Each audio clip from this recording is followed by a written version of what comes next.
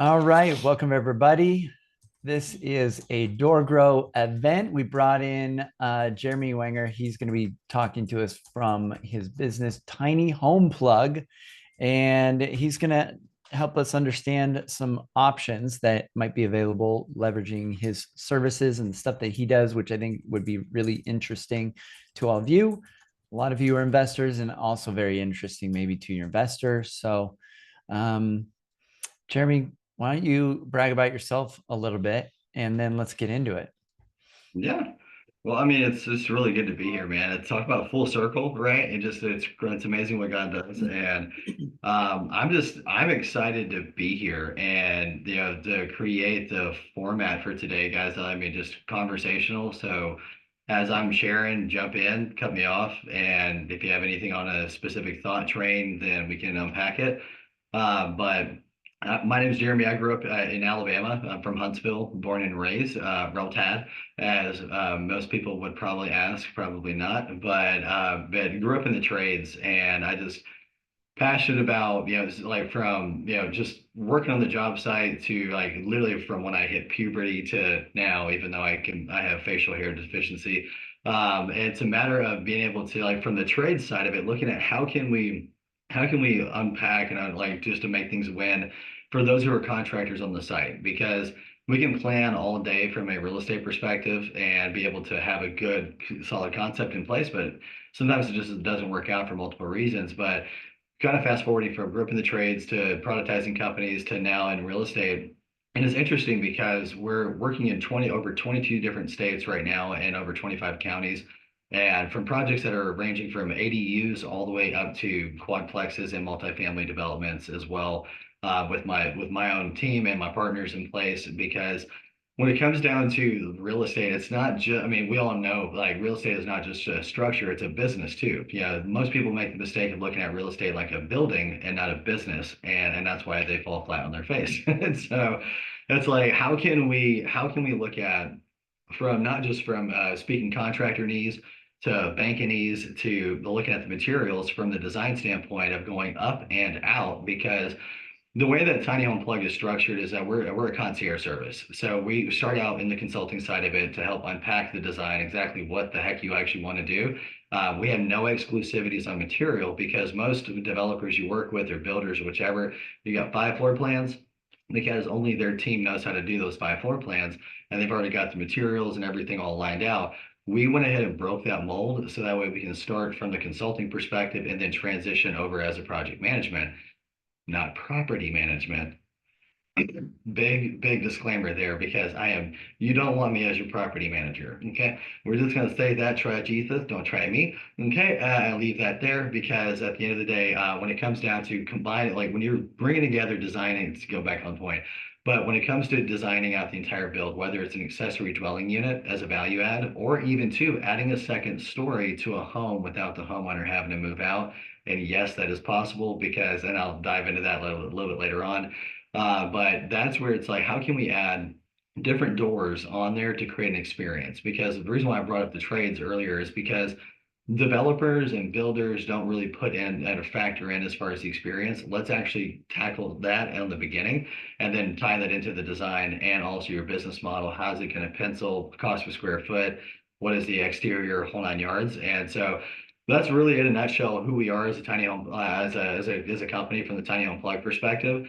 But we'll dive into a bunch of other stuff and different scenarios throughout this call, because I mean everyone's in a different scenario and everyone's in a different situation depending on multiple factors, right? Yeah, depending on from funding to your partners to where you're at in business, what is your leverage points, like what are you looking at doing as far as going into bigger and better projects to go and just building your portfolio. Because at the end of the day, it's like when we're talking about value adds and modular, we're not talking about manufactured homes. Okay, that is totally different. And so modular means by definition that a portion of that home or whatever it is that's being designed was made in a factory and shipped on site.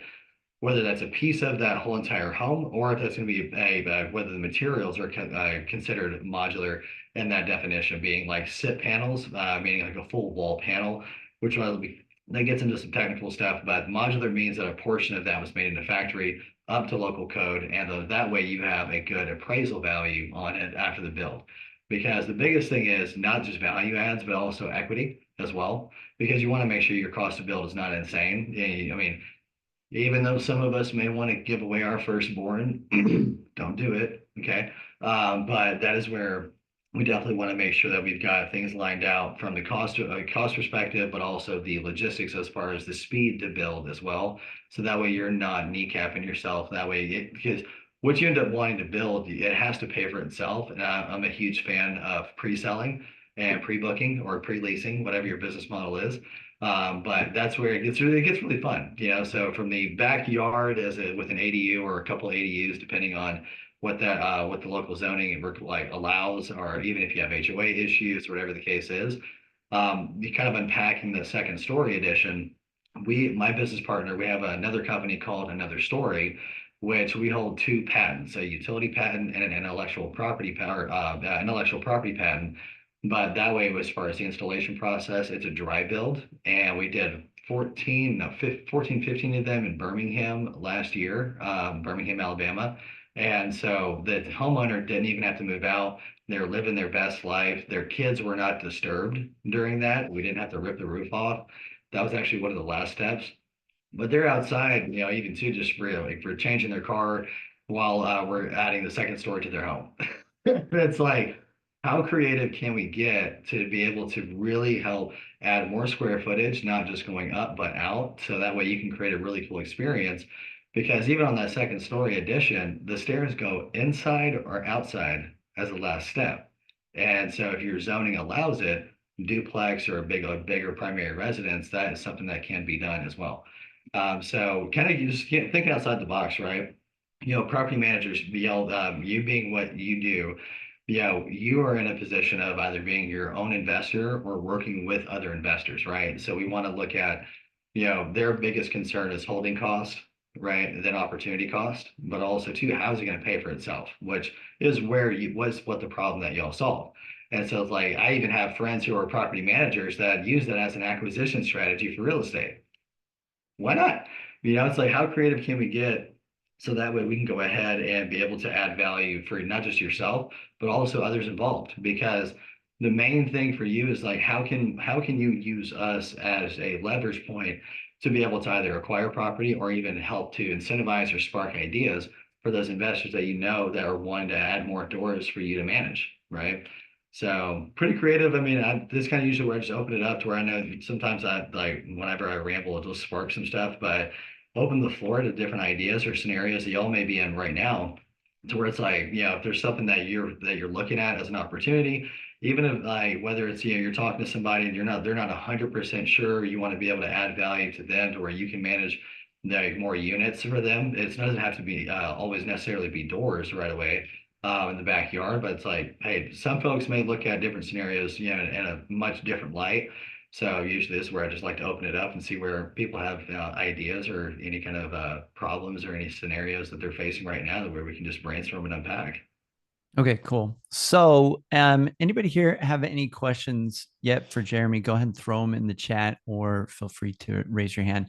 And then, Jeremy, maybe it'd be helpful if you could just show us maybe some examples so we can see some different types of properties and different scenarios, and that might get some wheels turning. So, Absolutely. anybody here work on adding some ADUs to any properties or expanding properties for any of their clients? It's a bit more construction oriented than typical property management. I'm just curious. All right, cool. How many of you would be interested in finding ways to get your investors into more units at a lower cost? By show of hands. Anybody? All right, cool. All right, some of you. Oh, Some of there you are was a like, question in the chat from Christina. okay. Are there any regions that you don't work in? PNW, can you help me? What is PNW, Christina? I just want to make sure I understand it right. Pacific Northwest. Oh, gotcha. Hey, some people have different definitions for PNW, so I just want to be clear. But I mean, absolutely. I mean, we're working in Vermont and North Carolina and some other places as well. In Northwest as well. I mean, up in Oregon. So I mean, a lot of the stuff that's behind me, guys, too, are going to be renderings. It's just what I have in the background for right now, but we can Cool. unpack a bunch of stuff that we've done. Have you done any developments of tiny homes? Yeah, absolutely. Yeah, we're actually working on a micro home development in Middle Alabama right now. Sorry, I didn't mean to sound sarcastic on that. The company's called the Tiny Home Plug. So yeah, but it's and I'm super unfiltered. So if something comes off riff like that, don't get offended. It's just who I am. But yeah, we're working on a micro home community down there. It's for those who are working down at the casinos that are living in a certain specific was it think it's Alberta, Alabama. I have to pull it up, but we're working on about we're between 60 to 75 right now, conservatively, probably going to be about 120 units by the time we're done. All single story, but it's going to be between 700 to probably 1,000 square foot, depending on what we end up landing on. Um, but it's going to be, excuse me, it's going to be a planned unit development. Is what it's going to more likely turn into. Is what we're looking at as far as the mechanism. So there's a whole community of tiny homes. Well, we're calling it a micro home. Okay. So yeah, tiny home is a buzzword. So looking at, I mean, a lot of municipalities, whenever, oh, and that's the other thing, do not use the word tiny home when you're talking to the city, please. They will have a heart attack faster than you can say lickety split. They always Okay. want to use like something like modular housing or a micro home. Some counties like in Madison County, Alabama, not Madison City, but Madison County and Monrovia and Limestone County and other areas, they actually have a classification for an actual tiny home, but they'll have restrictions on them between, like from 200 to 450 square feet as far as caps on them. So yeah, just definitely look in your county's local zoning and see if they have something that's allocated for specific tiny homes because tiny home, the reason why it's different than an ADU, because we have the buzzword of tiny home, but then we actually have the local zoning requirements. And so some of them will actually have that designation for tiny homes, but majority of the time it's just going to be a micro home. So they'll have like minimum square footage and then maximum square footage for that plot. All right. So the business name Tiny Home Plug does not just necessarily mean that you only do tiny homes. Oh gosh, no. We're working on single family homes. This is a duplex that we designed behind us right here. Another angle of it right there. Ooh, my head's in the way. There we go. There's the carport. Because like just how low can you go?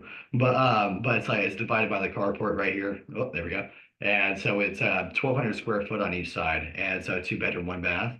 But this is actually a bigger ADU for one over in Utah. And so normally ADUs are about 50% of the square footage of the primary residence. So that's kind of a good safe gauge to go by. And so that's something that even too, it's like if we're doing a single family home design, if it's going to be a vacant lot, then what we'll do is look at what's the density. And are most micro homes hooked up to public utilities? Are they self-sufficient? Majority of them are going to be hooked up to public utilities, whether it's going to be city utilities or it's going to be septic. Majority of the time, if it's going to be a self-catching rainwater catcher and some other stuff, usually that's going to be hard to sell on an exit strategy. So you want to think about that as well. So you got to think about as the asset itself, what is your exit strategy? Some people want to build it for nostalgia, but they don't want to think about the refinancing when they're doing it. So you definitely want to consider that when you're going ground up. So, but I mean, a lot of it though, again, it doesn't have to, it can be considered as a tiny home from the marketing standpoint, but from a legal standpoint, it'll be dubbed as a tiny home in some local counties, but because of their zoning regulations, but then also majority of the time it's going to be zoned as either a primary residence, or a duplex, triplex, or a quadplex, depending on what you want to design and build out. By that time, it's not a tiny home, but but yeah, definitely being able to work on a lot of different stuff from what is exactly a tiny home to as far as local zoning requirements to single family homes, primary residences, duplexes, and all that. So we're working on quite a bit. So a lot of it just has to deal with modular because the tiny home plug is just the name of the company. But we're a modular housing concierge service. That's a big old phrase for saying we build it faster, we help you do it within budget, and we're not limited to exact materials because we're working even too on STEM stuff that's barn dominium. It's a mix between containers and SIP panels. So one's going to be a home, one's going to be an event space. So as far as the home's exterior, is there a notable difference between a home that's built in a standard way versus one that's using the modular materials? No, because the exterior, the bones of the build, the structural build is what's going to be modular. The exterior can be a regular hardy board, vinyl siding. I mean, it can be, I mean, you take your pick on whatever that you want, whatever you want it to be, brick veneer, even faux brick as well. It just depends on what look you're going for. Because a lot of times in HOAs, sometimes that can be a huge sticking point. Because that way they, I mean, they just don't have they have they have really strict restrictions. I mean, they have, for lack of a better term, strict restrictions. This is not to sound redundant, but the HOA sometimes they'll like what they have is called a CC&R, covenants, conditions, and restrictions. So Mhm. they'll even tell you in there saying that you cannot use anything except a specific exterior type, and then that's where we just make sure based on the material makeup they can withstand the weight of the exterior. So yeah, no, the majority of the time we do our best unless the client wants to have it look different or look like bizarre. Yeah, for that experience, for your Airbnb, it's all about the experience. So if they want to go different on that, they can. Even if we're building it out of shipping containers, I mean, that's a whole other discussion. But I mean, exterior, not a bit. Majority of the time, it's gonna look normal. So Yeah. unless someone wants it to look different. So I like Doug's question here. So I'm curious the difference Oh yeah, between like a standard build. So if an investor's like, hey, I'm just gonna build some property, I got some right. land. What is the price difference typically between, a standard build versus that? And, because in my mind, I'm thinking, if I have, some money to invest, I can either Mhm. put that towards, if I have cash, I can put that towards a down payment Right. on an existing home that maybe is a little dated, or if I could do a new build, would that be something that I could put towards that, and how far would it get me? Yeah, I mean, so the standard build, we got to take into consideration not just the cost per square foot, but also the speed of production as well, Mm. because the amenities, all that factors into that cost per square foot, right? So when we're talking about traditional, I mean, it's comparable. I mean, sometimes it can vary between $100 a square foot to 150 to 225 to $300 a square foot. Depends on what exterior amenities, whatever the design's going to be, but usually it's going to be comparable to the market rate. So, if not less. So, but just because it all comes from like, just depends, it goes back again to what are we making that material out of, or not material, but what are we making that model out of? So, if it's going to be containers, I mean, that's going to be a whole other thing. If it's going to be metal sit panels, wood sit panels, I mean, a lot of that varies between, like I said, $100 to even 180, just on the normal rough out because take containers for example, right? If we're doing a ground up, right? And so, and Doug, you're welcome to jump off mute, man, if you want. We can chat. I see you right there. But a lot of that's gonna a lot of that's gonna sway because depending on if it's a container, it's a different product, right?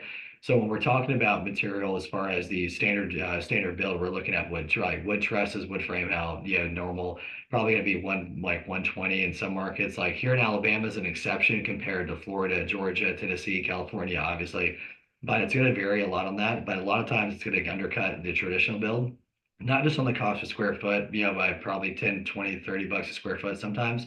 But the speed of production is what really, really annihilates the traditional build process.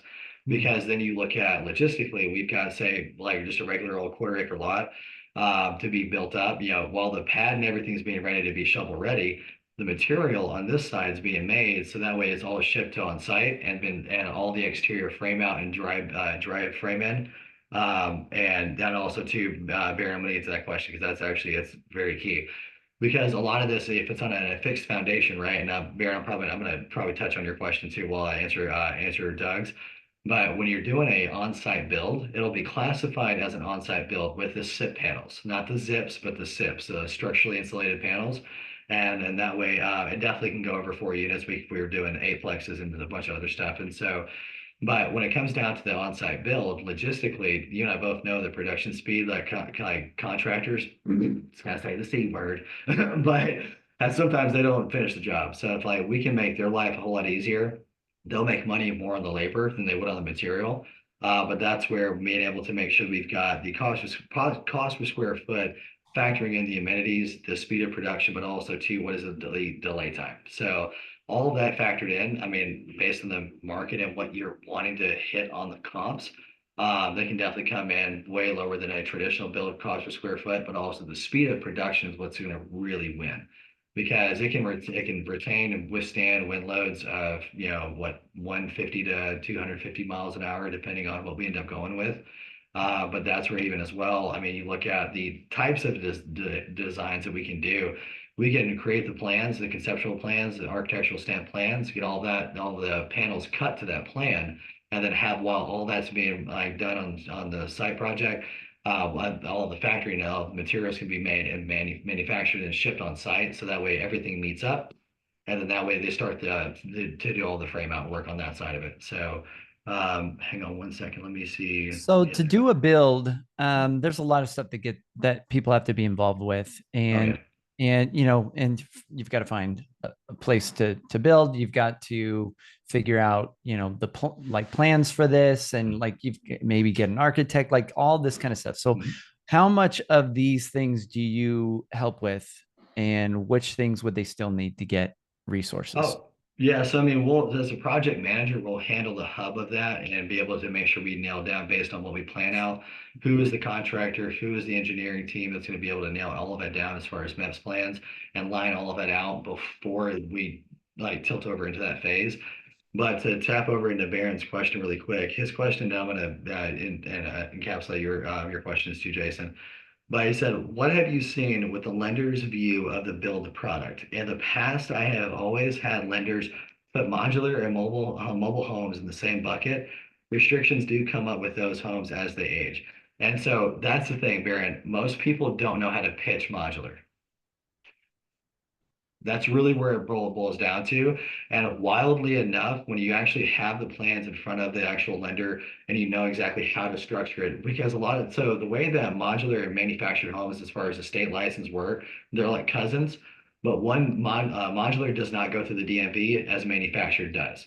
And they immediately depreciate. And so that's been the biggest downfall for lenders, but also too, you and I had to find lenders that would be okay with modular. That's number one. Number two is that I also had to figure out, I had to go through so many different lenders from create a financing structure, first and second lien position to make sure that based on what is their matrices and what is their wheelhouse, right? And to make sure they understood, hey, when it comes, because I've worked with Rocket Mortgage, I've worked with a bunch of other traditional banks as well to position the project and say, hey, look, this is an on-site build. This is even though these are modular material, you're going to get a faster production speed, but also too, this is going to appreciate with time because it's not going to deteriorate. We're not just dumping in random, rinky-dink RV quality, materials into these builds. They're actually going to be able to withstand 250-mile-an-hour wind load rating on stuff, even 4-foot snow loads, make sure it goes through all the engineering tests as well, because when it comes down to those material, we can't just throw in random stuff to help it. It's going to appreciate. It's got to stand at least 30 years, right? So anything that we're using, it's going to be wood sit panels, or it's going to be steel sit panels, meaning it would be wood or steel frame. Still go in conjunction along with the contractor's workflow, but the lenders are gonna, I mean, it's gonna appreciate for sure. And that's where when it comes down to the lenders, when we put together the plans for these, any kind of single family home or whatever the case is, we just present it to them as a regular build, and that way, even though we're using modular material on this, so it's not manufactured home material, because that is way lower grade material. Oh, no way. And that is something you cannot hide with lenders at all. They will hold your feet to the fire, because if they approve something, they are liable for it, and we don't want that. And so yeah, we try to avoid lawsuits on the front end and just doing it right the first time. And so, but a lot of lenders don't understand modular material, because a lot of times it does get confused with manufactured homes, which is a much lower grade, and that's why it's a lot.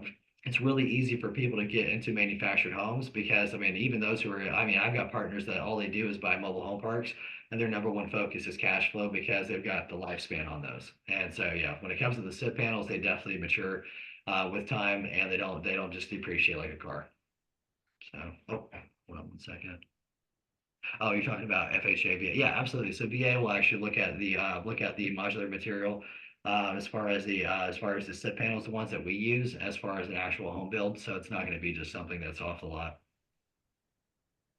And Barry, let me please let me Oh, know if that who answers your rates question. or accredits the different build materials? Like, is there a governing body that kind of says, hey, this stuff is valid, this is going to last for a time period, stuff like that? Well, I mean, every lender has. I mean, sorry, I went back to Barron's question. So, I mean, there's home builders associations. I mean, there's not really. I mean, there's a lot of folks as far as when it comes down to the material. Is I mean, each state has their own governing bodies, but I mean, there's a lot of organizations like home builder associations and everything else that, as far as it being up to code, local zoning code also governs that as well. So that way, if it doesn't pass what their requirements are, then yeah, it doesn't pass the sniff test on anything. Got So. it. Well, and on my question, a lot of times the lenders dealing on the resale side, they're looking, is it class frame? Is it class single family? Is it class? They're not going to ask for that kind of documentation. They're going to see what it's zoned as. Mhm. And unfortunately, your normal lenders put everything that's prefabricated in the same bucket. So like a trailer after 20 years or something like that, you can't finance it with conventional lending because it does have an expiration date. So that's where, like, for exit strategies, if you come in and you get a fantastic price per square foot, but now you go to sell this product, mobile homes do not appreciate, No. because they have an expiration date. Right. Well, if you fall under that same umbrella when you go to sell, you're still going to be confined by some of those boundaries. And your average buyer is not hunting for the creative lender that's going to accept the deal. Now, commercial is different. If you're talking 50 doors, 100 doors, that's all about cash flow.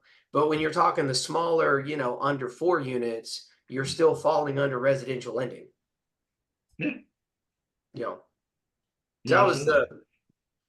the frame of the question is just, once we get them built, how easy is it going to be to sell these, in a couple of years? Well, I mean, it's going to price the same as any kind of traditional build. So, I mean, it's not going to, I mean, the strength of it is going to be steel frame. So I guess more so as far as like with your question, to like really sharpen it down, are you asking more so as far as like what is the lifespan as far as the material, the repairs, or what So kind a of? lender's not looking at any of that. They're not asking for construction plans.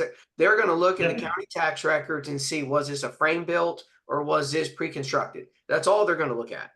No, I And so that's understand why that part. I'm trying to understand asking the if question. you've been in it long enough where you're getting to the resales, what Yeah. are you seeing? Because federal guidelines are federal guidelines. It doesn't matter Right. the state. So if it's classified as a modular product, Mhm. it still may fall back into that bucket after construction. Yeah, so the ones that are classified as a modular product will remain that, but there's some that are classified as an on-site build, even though they're using So modular there, material. so there is possibility that could still be built or zoned in No, the they are getting on-site. zoned as an on-site build, is what Oh, I'm okay, saying. okay, Yeah, okay. That was the question.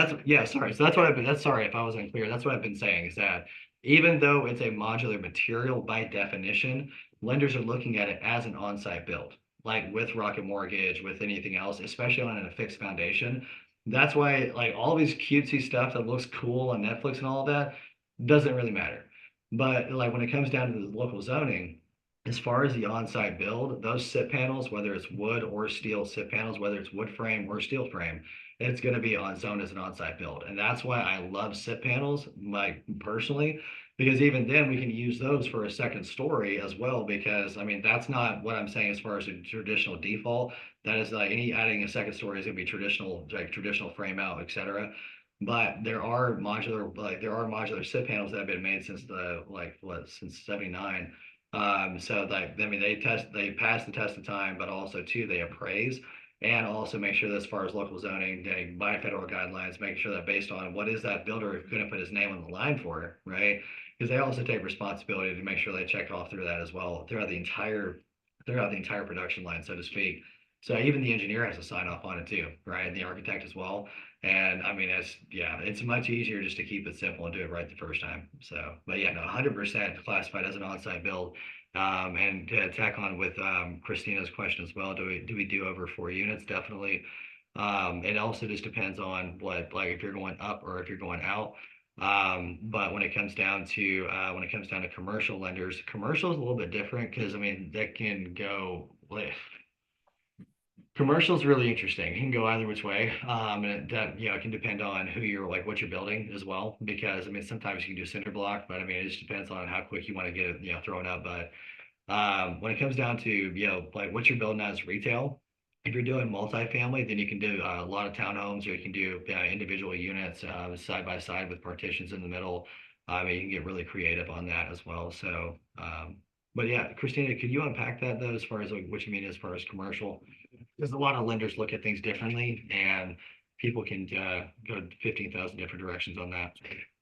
Sure. So I'm honestly, I'm thinking specifically, I've got a lot that it's zoned for 6 units, and it's zoned where it can be built townhouse style. And I'm just wondering if you've seen your previous clients have issues with modular homes with working with commercial lenders. Well, so again, it goes back to having it as an on-site build, right? And so that way, with it goes back to lenders. I mean, every outfit is different, along with every representative is different in the lending industry, right? And not every, not nothing against lenders, but not all lenders are built the same. Just like not every contractor is built the same. And so, and that's something that when it comes down to the townhomes, I mean, we're looking at doing some other projects over here in North Alabama as well. They're going to be probably about 8. It depends on what we end up landing on. If it's going to be 8 or 10 next to each other, but it goes back to the wood frame, goes back to the on-site build. Make sure it's past local zoning as well, as far as making sure that the topography in that area. Do you put the plumbing, electricity, just a shell, the combination of both? So that's where, so Doug, I'll get to your question here in a second. But the main thing is, as far as the commercial side of things, that we want to be able to, I mean, based on what you're building, if it's going to be retail, if it's going to be townhomes, whatever the case is, I mean, it's going to be, when it comes down to the SIP panels, it's going to be an on-site build. And so, like, modular material wise, if we're creating portions of the townhomes in a factory and then shipping that to on-site, then that's when you do a tie-in. So a lot of times, I mean, local zones, like local zoning, will be okay with that, but also talking with the lender, that's where I can come in and even unpack what they look for, because the main thing is looking at, okay, speaking Bankanese to figure out, because I mean, you present something to the municipalities, that's one thing. You present it to the contractors, that's another language, right? And then it's like everyone has their own interpretation of what they need to hear. So we want to make sure that based on exactly what they need to understand about the project and the build production on that, what can be done as options, because that's where we want to lay out, okay, here's a buffet of how we can do that. But more than likely, it's gonna be the on-site build with the SIP panels, which is going to be the easiest path without as much friction. And so that's where, with Doug, your question, it says, do you put the plumbing and electrical in all the units, or just the shell? Well, definitely. So Doug, clarifying on your question, are you talking about as far as the panels, did they go in that, or did we handle the like overall build? Just make sure I understood. Yeah, do you put anything in the panels so when Oh, they yeah. come to site, it's already like wired for electric and plumbing, or is that all done on site as well? Yeah, all that's going to be done on site. So the panels, some of them are have conduits where you can route like the wiring and everything through that. Some of them, depending on how they're made, you can cut through the panels and then be able to route anything, because like some of them are going to have studs throughout there. Like the wood panels will have stagger studs all the way through. But that's where you look at, okay, how do we really want to route this? And thinking from a job site perspective, right? So I wouldn't recommend putting all of the electrical in there anyways, before it gets to the job site, because that just, plans are one thing, job site's another. And so definitely shipping out the whole entire shell out there first, and then allowing them to do the frame up. So they tilt them up, they put all the panels together, tilt them up, do what they need to, and then route all the utilities through there. Yeah, so that way they have everything outfitted and sealed right there on site. Okay. Yeah, because a lot of times if you do it beforehand, then it can get. I grew up in Huntsville, a town full of engineers, and believe you me, when you're breaking through limestone in the dirt, it's a whole different story when you didn't see it on the plans. And so, same principle applies all the way through.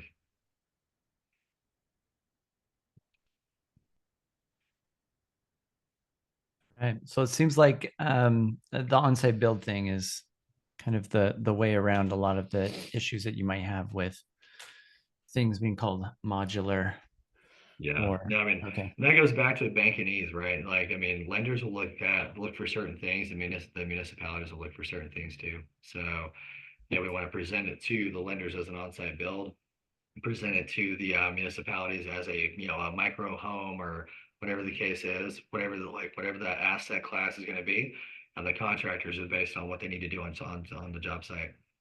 So got it. So in Chrissy's example, it, what would be the advantage of then maybe doing something like this versus, a standard build? for the townhomes, Yeah. yeah. I mean, so the biggest thing is logistics, getting it done faster, right? So you look at, we put together all the designs, get everything stamped, and while everything's going through, like getting ready for the pad as far as the utilities on site and the materials are being made, and when they arrive, I mean, she's done within 9 to 12 months compared to 18 to 24 months. So, yeah, so that way, as far as it getting, speed of production, and then also cost per square foot, that'll So it's more than likely drop. roughly about half the time. Oh yeah, I mean it can be sooner depending on what happens on the job site, but I mean yeah, much faster production speed, but also too pre-leasing will happen a lot faster as well, and so will cash flow, big time. Got it. So a lot of these companies and outfits that, I mean, I'm here in Austin, right? And so we see there's just housing going up everywhere, Yeah. all around the Austin area. And it's all these large multifamily buildings, 4 or 5 story, and they're just popping up everywhere. And they go up, it seems like they go up fairly quickly. Are any of these outfits using anything modular, or is everything like done standard from scratch? I'm just I mean, curious. majority of it's probably gonna be traditional. But I mean, it's still, I mean, I'd have to go check. I mean, look, there's a good portion of them that are using modular, but some of them are using containers too. Yeah, so a lot of them are doing their own thing. So some are using modular, but some are more than likely going to be using a combination of it. But just because they've been doing it for 40 years that way. So Now, when you say containers, do you mean shipping I containers? mean shipping containers, like Oh, full on Connex boxes I mean, I've and seen all houses that. made out of shipping containers. Some of them look pretty. Yeah, they're hit or miss, man. Yeah, those are the Right. yeah. Yeah, you have to know what you're getting yourself into when it comes to a container home, because like a lot of those, it goes back to Baron's question as well, as far as the exit strategy and the appraisal. Some scenarios are good for that, but I mean a majority of the time they're just gonna be junk. I mean, if you're doing a container home, then you're more likely going to be looking for cash flow, more than anything, because that would be good for short-term rental. Or if you're Right. doing Clever like a Airbnb. Yeah. yeah, Airbnb or like a barn dominium type of build out, like have containers on the side, and then taper them in with sit panels. That's another thing too, that we're working on. But yeah, I mean it's really, when it comes to containers and a bunch of that, majority of folks are not even using sit panels. They're just trying to go basically with headlines and build it that way, which is totally fine. But even at the end of the day, it's still has to go back to the local zoning. Like, what are the comps? What's your appraisal going to be? Cost to build versus market rate, and what is your exit strategy? Because if you don't do anything with that in mind, you might as well just shoot yourself in the foot or ask for a punch in the face later on. So, Yeah. Do yeah, cell phones even work inside of shipping I containers? think so. As long as you don't have T-Mobile, right? I think And millennials and younger won't appreciate that if it doesn't. So see, that's when it becomes T maybe. if the windows are big enough, they might get signal. Right? As long as there's no jail bars outside of it, right? Otherwise, it's like a Faraday cage. They're like they might survive an EMP. I don't know. But as long as it's on wheels, so yeah, rubber, so the EMP just, hits that, but that's not how the EMP works. But All right, cool. yeah. Cool. Anybody have some I thought that was interesting to use Chrissy's example. Anyone else have some projects or some land or some clients that are working on some stuff and want to ask some questions? All right. So I was just out of curiosity, you're talking smaller products, but bringing up apartments. Yeah. Apartments typically, if it's so small, it's still wood frame, and if it's big enough, they go to block or something. Could you use something like this to go to a big Yeah. multifamily 200-300 unit property type of a thing Because, again, commercial is about cash flow, more so than material. Mhm. So what are you showing us here in the background? So this is a apartment complex we designed. It's going to be a steel frame, and so you've mixed in poured concrete floors, red steel, and steel set panels. And so we're working on a truck stop as well. All right. That doesn't look like a tiny home. Ew, yeah, this is a really big tiny home. Okay. What Yeah, this is like a What- tiny castle. Okay. what did that apartment complex run in a ballpark as far as total cost? That one, right now, we're still estimating it out. It's going to be landing around about, say, 10, 12 million or so. And how But many it's doors? 150 doors right now is what we're guesstimating through, but we're still balancing out the parking and everything as well. But But even then, though, too, we're still like, of course, you want to look at parking density, how can you ramp up, et cetera, for your cap rate. But that's whereas even then, you look at getting creative. I mean, heck, even too doing stuff as far as like even this is like a three block example right here, but doing a whole entire community of these, right? You have like what 10, 20 acres or so, and you want to be able to build something out like this. Yeah, it's a multifamily and a whole other aspect, just going out instead of going up. So, but yeah, I mean, it just varies on where they're at, but because also too, we want to look at, because we've got structural engineers and architects on standby, that are on our team. So that way, based on, like what is like when if you're doing an apartment complex, what is the city going to give you? What are the incentives? What are possible grants you could tap into? Is it going to be affordable or attainable housing, not affordable housing? So the freaking semantics, I gotta love them. But yeah, I mean it's I remember I got corrected on that too, bro, and I was like, she's like, it's not affordable housing, that's a stigma. I'm like, what? As of like 3 months ago, like what are we talking what are we talking about? And she's like, it's attainable housing. I'm like, yes, ma'am. And so, but yeah, man. I mean, you look at how can we, get one of these units down to what 50 to 45K a unit, or even to the 70K a unit. But based on the business model, if it's going to be affordable housing, if it's going to be corporate housing, what's the student housing, better like homeless veterans. I mean, whatever. Who is going to be the demographic? Because also too, location wise, is going to be super important as well. Because I mean, resources, location for job transportation, if it's going to be attainable housing, but if it's going to be, whole entire apartment complex, an actual apartment complex and not a hotel, totally different story. So, but yeah, all of it goes back to steel frame and being able to make sure we have all of that, as far as like the topography, based on wind load rating, as far as how deep the foundation goes. So a lot of the same, workflow. Hmm. But that way we've got all of it lined out as far as the master framing, and then being able to have all the internal framing as well done.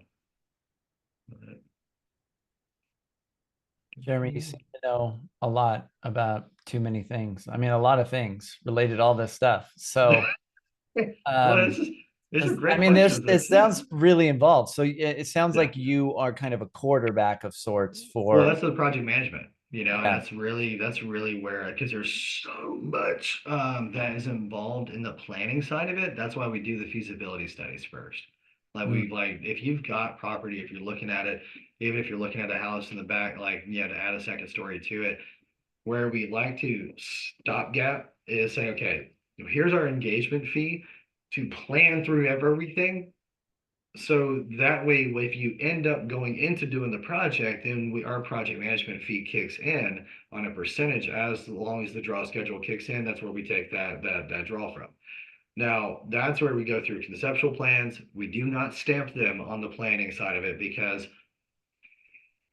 hallelujah, no telling where things can go. Because when you start a project, life may happen and business stuff may happen and go totally left, and you never anticipated it.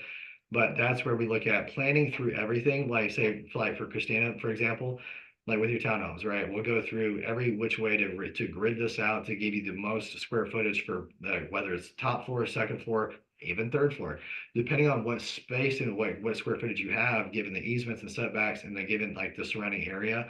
How can we maximize that usage, right? But also create a personalized experience for each person, right?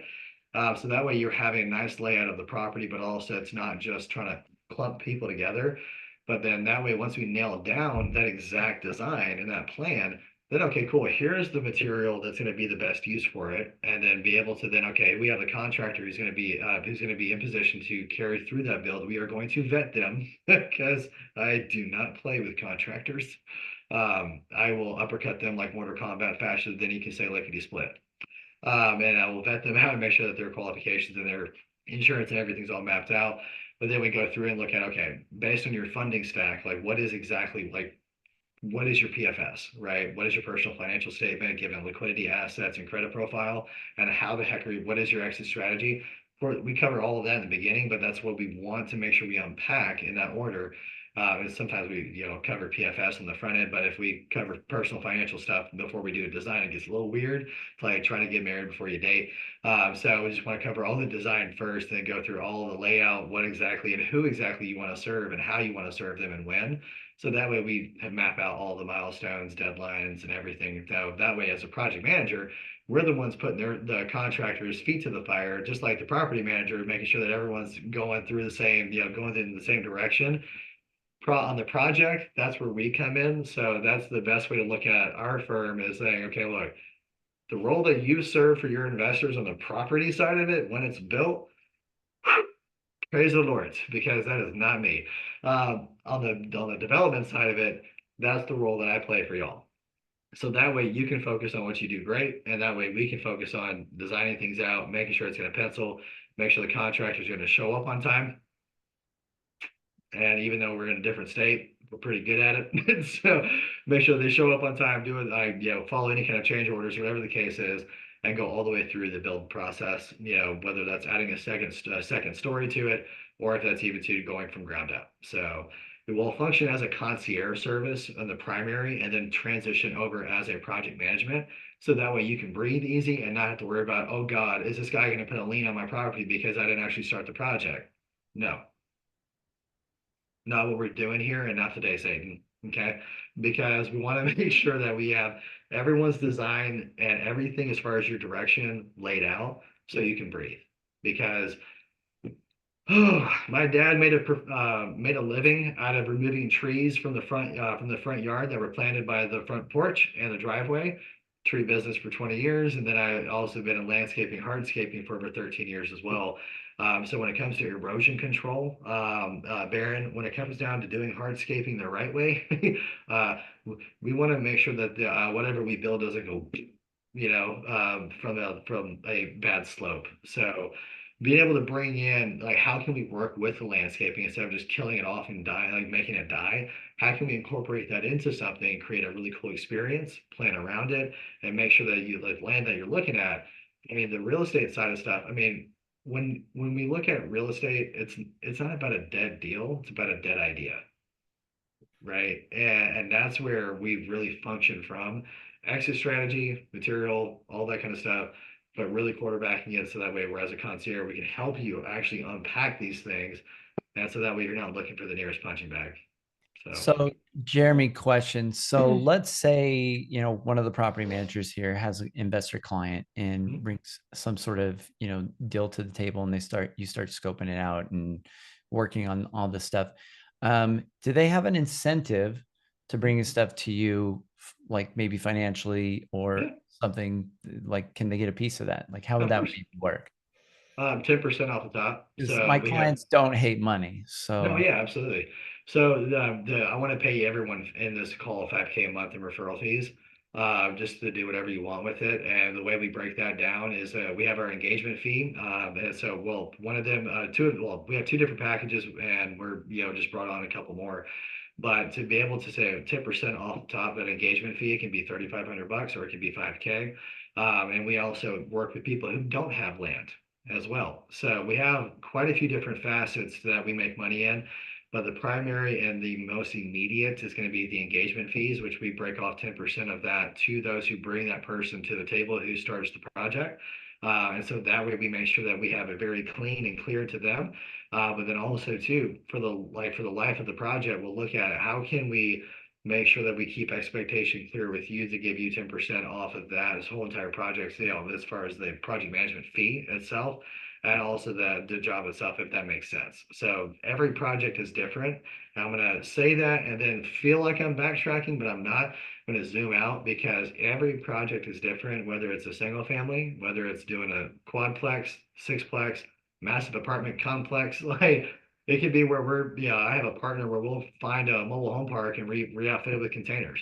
Your lead and your project is going to be so daggum different, but we're always going to start with an engagement fee to unpack it because we'd be crazy, as they say on TikTok, crazy, to consider any project without having skin in the game because I've been down that road and I'm pretty sure every one of us has on this call in our own regard that says everyone is going to rah, great idea, and then they ghost you after a week and a half. I'm good. So we always start with that as far as the feasibility study to make sure whether they have land or if they don't, to make sure that we go through every nook and cranny with that. We get paid out of that immediately.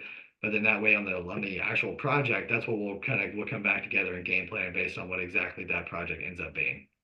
Okay. So to be clear, the engagement fee covers what? I mean, Lord, you want me to go through the whole agreement? I mean, what, like in a nutshell, quite if they're saying, hey, Oh, yeah, client, you're good. first I you was start messing with with you. Jeremy's company, there's an engagement fee. They're gonna be Yeah. like, Well, what so do I the get? engagement What's fee, the engagement fee? engagement fee covers all the plan, like the conceptual plans and all the time of Okay. unpacking the best and highest use of of that property. So despite if it's going to be townhomes or if it's going to be a single family home, we take all the time to unpack all of that and coordinate preliminary with contractors to make sure that you've got a good direction in place because we want to get you as close to shovel ready as possible without sealing those plans right out the gate. So that way you have everything you need to understand, okay, if I go down path A, this is going to be good, path B, C, and D, et cetera, considering all those different routes. And then that's where we go into the next steps. So whenever that timeline is. Right. So So so it's basically mapping out a pretty solid plan. And then yeah, after feasibility that, study. you're getting into the project management.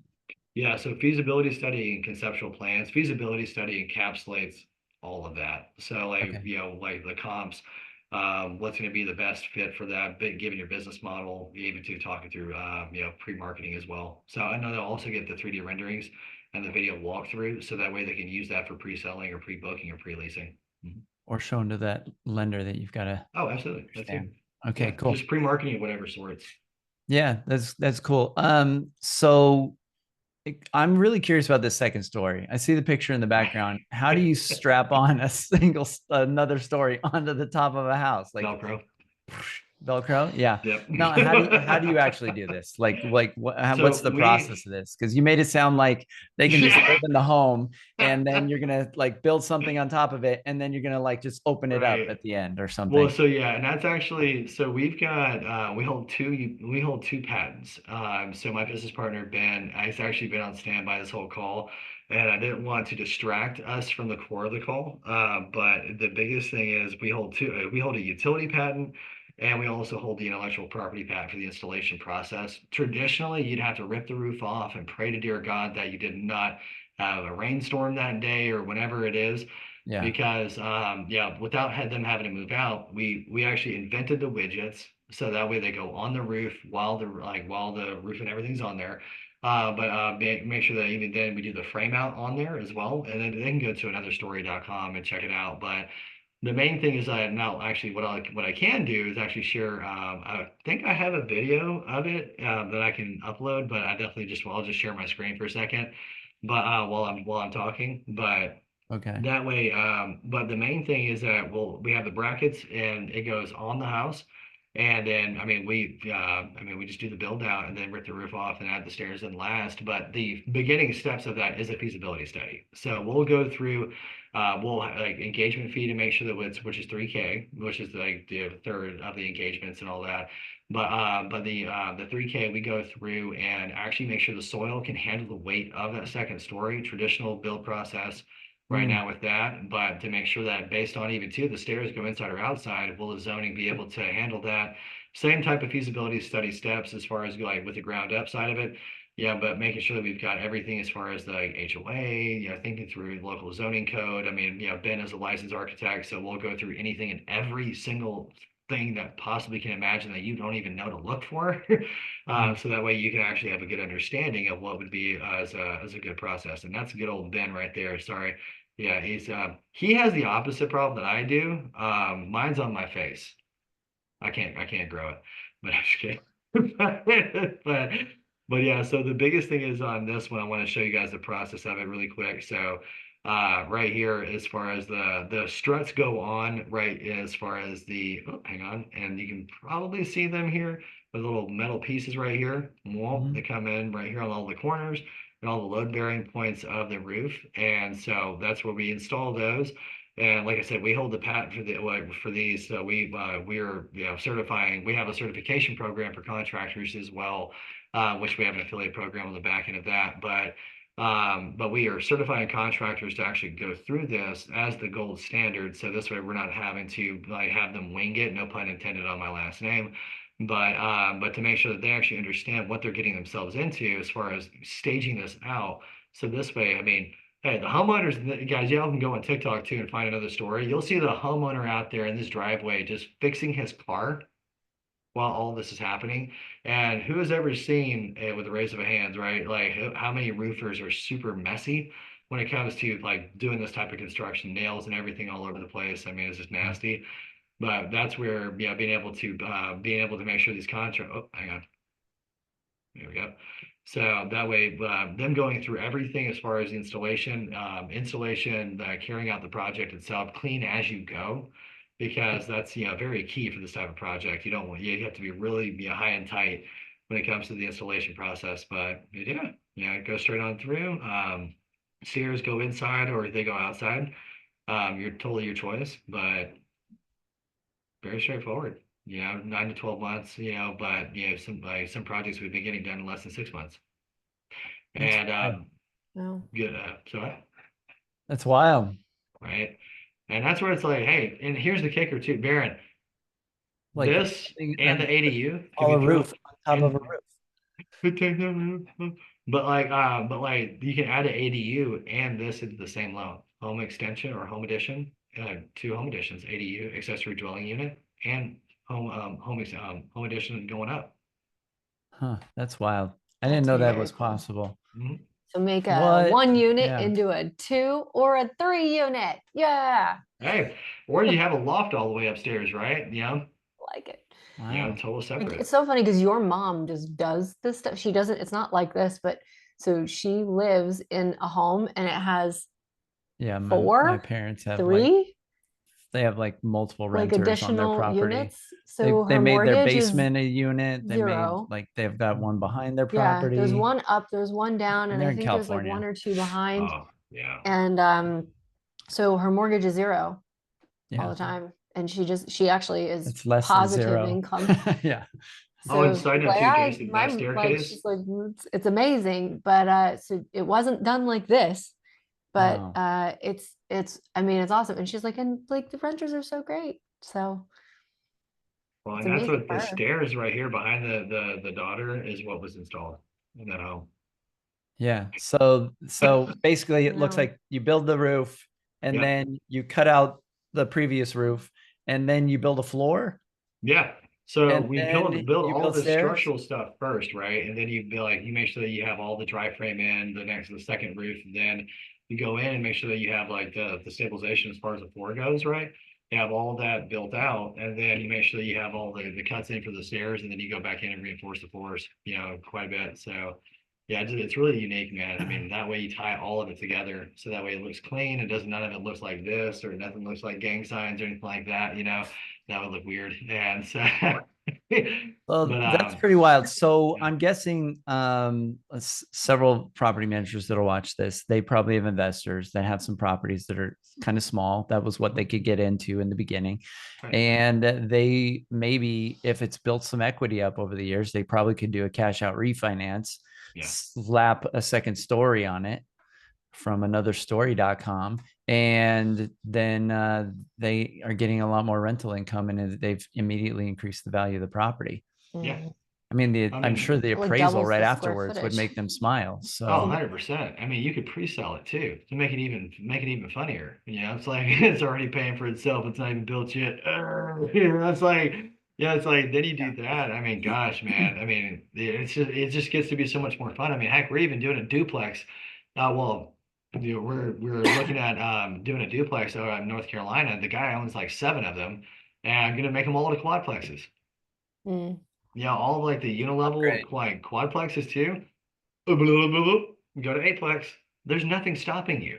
Like this is the so but even here's the thing, like there's 40 million homes in the United States right now, right? And I mean on a 1%, like how long does the contractor certification take? About 2 months. But we want to make sure that we have people go through in that. Contractor certification, Christina, is it's 15K annual tuition, continuing education, because we are not taking any chances on anybody experimenting on anyone's property on any amount of the imagination. So, but we want to make sure we have a product to get them up to speed within 2 to 3 weeks, 4 weeks max, so that way they are up to snuff on exactly what to do. Systems, processes, SOPs, full blown everything, and then we lead from the front with them. Because sound effects, all that's needed to be said on that, because contractors think they have it all together until they realize they don't have it all together. So, but we want to make sure that we're also like acting as a safeguard for them liability wise, because Ben is a licensed architect. So we want to make sure that we are genuinely leading from the front with them. So definitely, biggest win happened within the first 30 days. But usually that's, a lot of times that contractors are super busy with the job sites that they're studying during the nighttime. Yeah, are you having any issues finding contractors in specific areas to get the certification? Pay the No, I mean, it's fees? just right now, we're in the middle of the soft launch actually this month with that. And so that's where now, since we've done all of our own projects and everything without the certification program, now we're scaling it. So that's where, I'd love to get you guys an affiliate link. So that way, if you have folks that you know in your market, and that's really it. I mean, right now, we'd love to meet them. If you have contractors that you trust and that you know that have integrity, that's who we want to meet. We don't need to meet everyone. So try to keep That'd be this. an interesting, unique selling proposition as a property manager to say, bring Yeah. us your rental property and we can multiply it. Mm. Well, and how crazy cool would that be? It's like also too with your contractor, is he certified yet? And you're like, certified of what? They're gonna they're gonna look at you like guy from King of the Hill.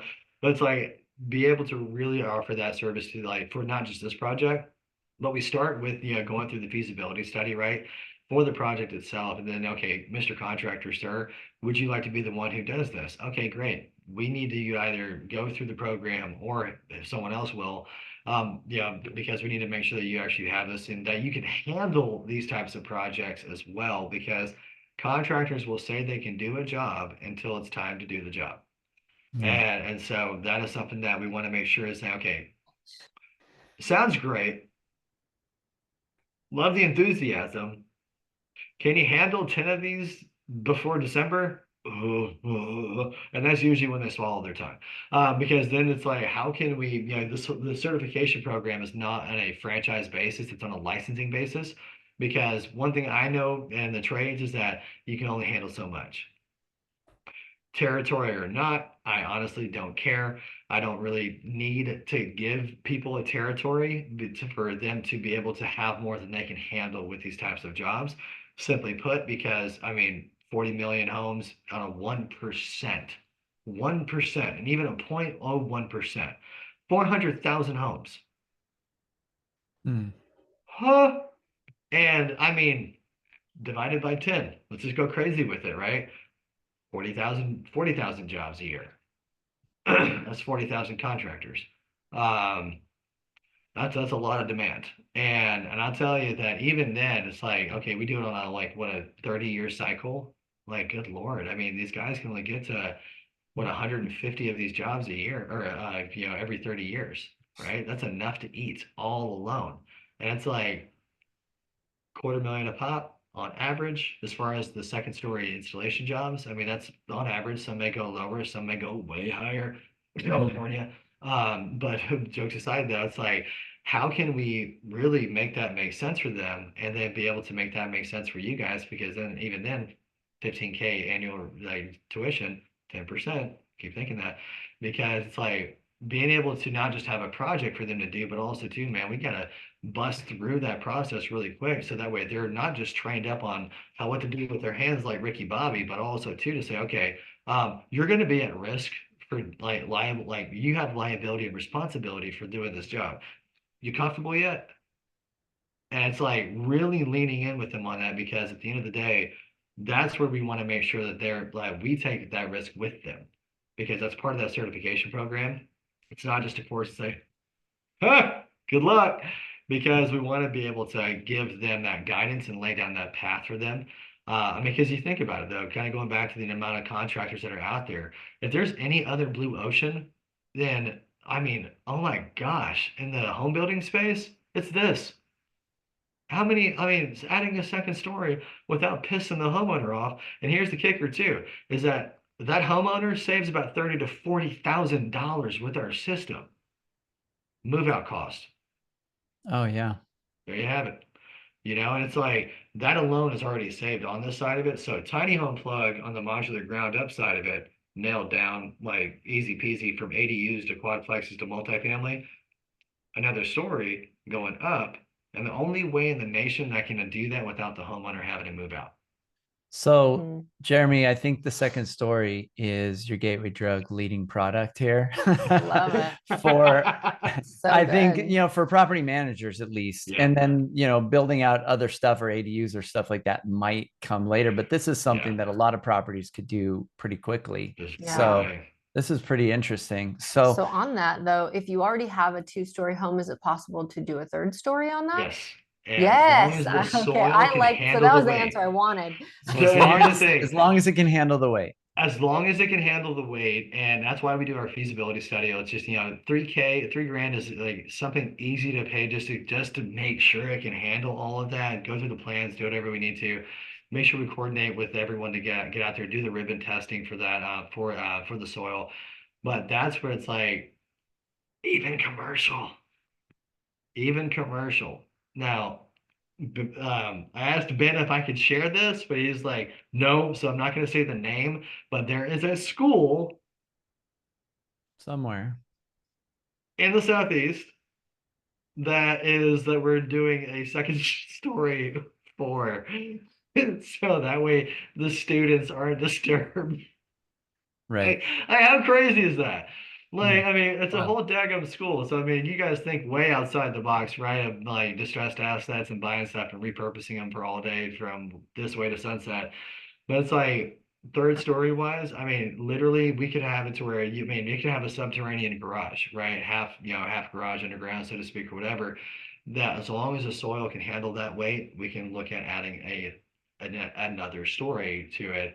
And it's so hard not to say second story or third story, right? Because like that's what you're thinking in terms of. But no matter what it is, if we can Wait, test the weight. you're just saying you could build a basement underneath an existing property. No, Is no, that what you no. just said? Yeah. Okay, just No, you making build sure. up.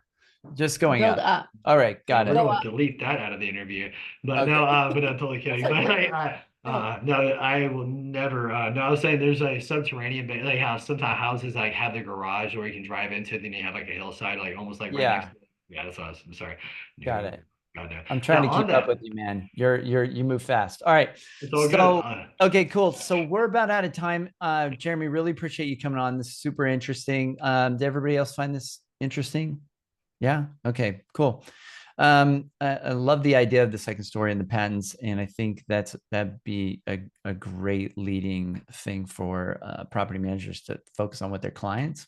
I think that's Well, I super. mean, hey, if we want, we can do another one with Ben, and that way we can Yeah, unpack Yeah, another all one. that let's do information. another one with Ben. I'm really curious about Yeah. this, so I think that'd Mhm. be fun to dig into. I personally am very curious about this. Those of you that are I'm here, like, those okay, of you I'm that are making here, more does this money sound now. interesting? Would that be interesting? What was Let's that? For those of you that are here, does that sound interesting? I think he's looking for We something. do to check a out. second story presentation. Okay, cool. All right. Another story. Another story. Another story. Another story about another story. Yes. Right? Another story. The puns. Just add. This is, Just keep this adding. is awful. I'm just All telling right. you. Chrissy's saying Love no. it. Very Just- punful. Bunch of dad jokes. Would Right. it be normal without them? I'm just Jeremy, are saying. you a dad? You have to be a Not dad. yet. I'm It's a that dad in joke. training. Yeah. My wife and I are still practicing. Okay. But now, All right. told you guys, I'm unfiltered, man. This is what you're gonna get with me while we're working on projects too. So, Right. Brilliant, clever, and a little cringy, but we love you. All right. So, this is being a human. all right, Jeremy, really appreciate you coming on. This is super fascinating. Those of you that have questions for Jeremy or watched this recording or are interested, Jeremy, how can they reach out to you and connect? Well, I mean, just the hello@tinyhomeplug.com, and I mean, just I mean, it's just my phone number's right here or there. Cool. Why don't you throw it in the chat as well? Yeah, So absolutely. for people that see the replay, they can get access to that.